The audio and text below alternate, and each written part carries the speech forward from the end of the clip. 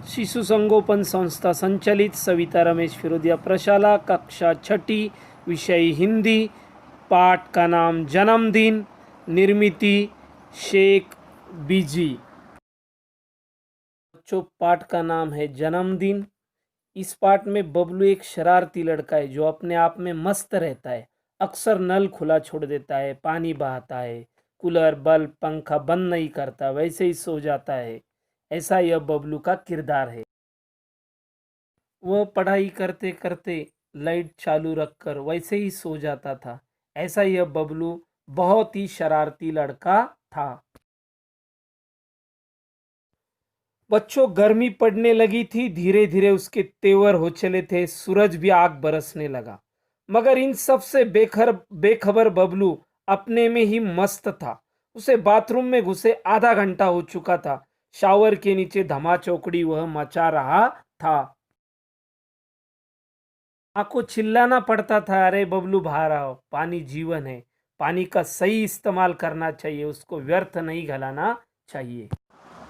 बबलू की इस आदत से उसके माता पिता दोनों परेशान थे। वो मंजन करता, दांत घिसता, देर तक पानी बहाता, स्कूल में ही जाता वही करता। उसके कारण उसे डांट भी खाना पड़ती। वो स्कूल में भी नल की टोटी खुली छोड़ देता। एक पानी की बात नहीं, बिजली के साथ भी वो वैसे ही करता। कमरे का पंखा खुला छोड़ता, कूलर बंद करना भूल जाता, कभी कभी पढ़ते पढ़ते सो जाता, बल्ब जलता रहता, फिर माँ को उठ के बुझाना पड़ता। पानी हो या बिजली हो, यानी कि ऊर्जा, दोनों का भंडार सीमित है। दुनिया के सभी लोग ऐसा करने लगे तो क्या होगा? नहाना वहाना तो दूर, लोग एक घूंट पानी के लिए तरसेंगे। इसलिए उसकी बचत करनी चाहिए।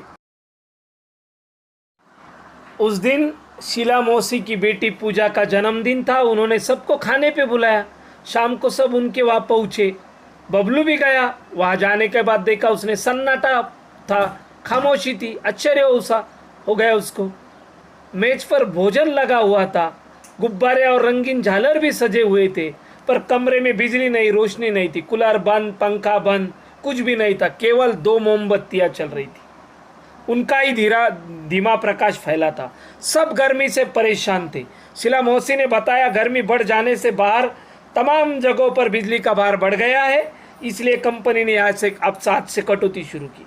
आज अपने कॉलोनी में कटौती शुरू हुई। बार बार हर ब्लॉक में कटौती शुरू होगी। हम पूजा का जन्मदिन तो हंसी खुशी से मनाएंगे ही। फिर पूजा की माँ ने आरती उतारी, मिठाइयाँ बांटी, हैप्पी बर्थडे के बोल सभी के मुंह से निकले। धमा चौकड़ी की भी बच्चों ने गुब्बारे फोड़े। गुब्बारे टॉफियों पर बच्चे टूट पड़े। कुछ देर के लिए सब गर्मी को भूल गए। कुछ देर बाद शीला मौसी बोली, अच्छा बच्चों, अब धमा चौकड़ी बंद करो, सबका खाना लग गया, आओ जल्दी करो। सब खाने की मेज पर पहुंच गए। इस बीच बबलू को बहुत जोरों से प्यास लग गई, मगर शायद पानी न होने से सभी के गिलास आधे ही भरे हुए थे।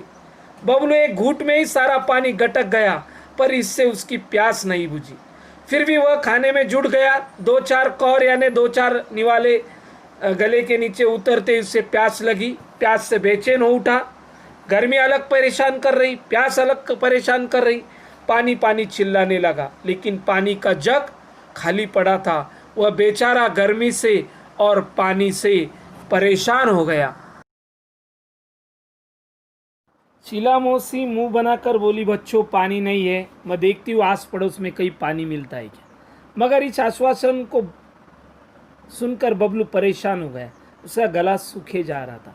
आज उसे पानी का सही महत्व समझ में आया।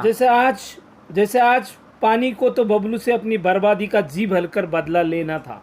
अब तो बबलू क्या तमाम बच्चों का धैर्य जवाब देने लगा था।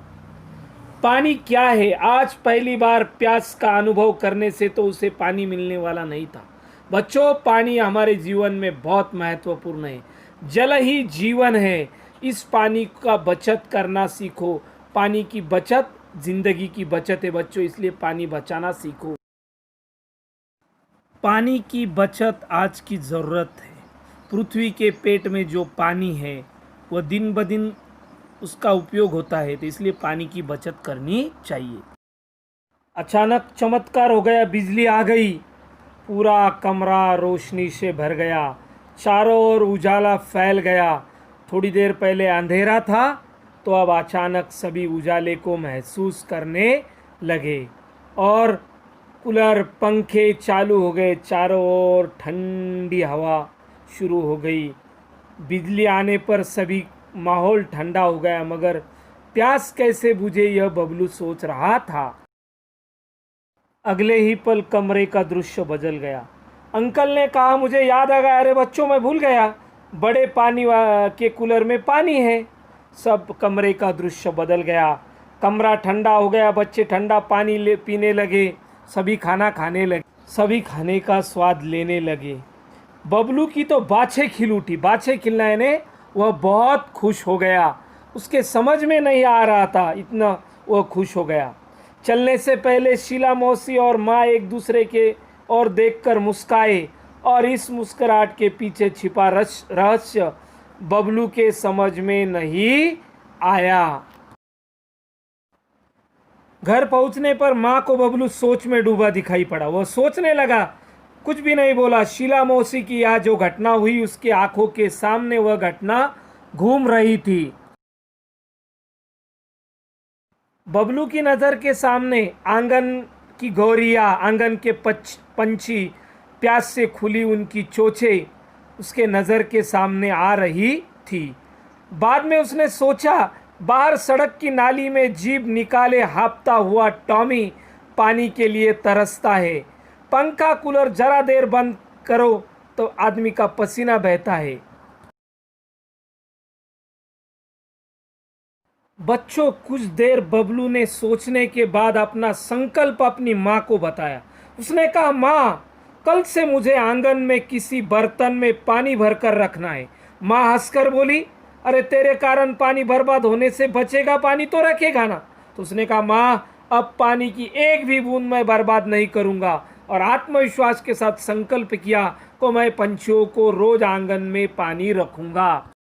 माँ बबलू के संकल्प सुनकर खुश हो गई, मगर बबलू नहीं जानता था कि शीला मौसी के जन्मदिन के पार्टी में जो कुछ हुआ वो एक नाटक था, उसको सबक सिखाने के लिए, उसकी आदत सुधारने के लिए। क्योंकि शीला मौसी को माँ ने पहले ही बताया था उसकी आदत के बारे में, और शीला मौसी ने कहा कि हम एक नाटक करते हैं, जो नाटक पूरी तरह कामयाब हो गया। अब तो बबलू सुधर गया, वह खुद भी सुधर गया और अपने दोस्तों को भी वह समझाता है कि पानी और बिजली अनमोल है, पानी और बिजली की बचत करो, इन्हें भविष्य के लिए बचा के रखो। धन्यवाद बच्चों।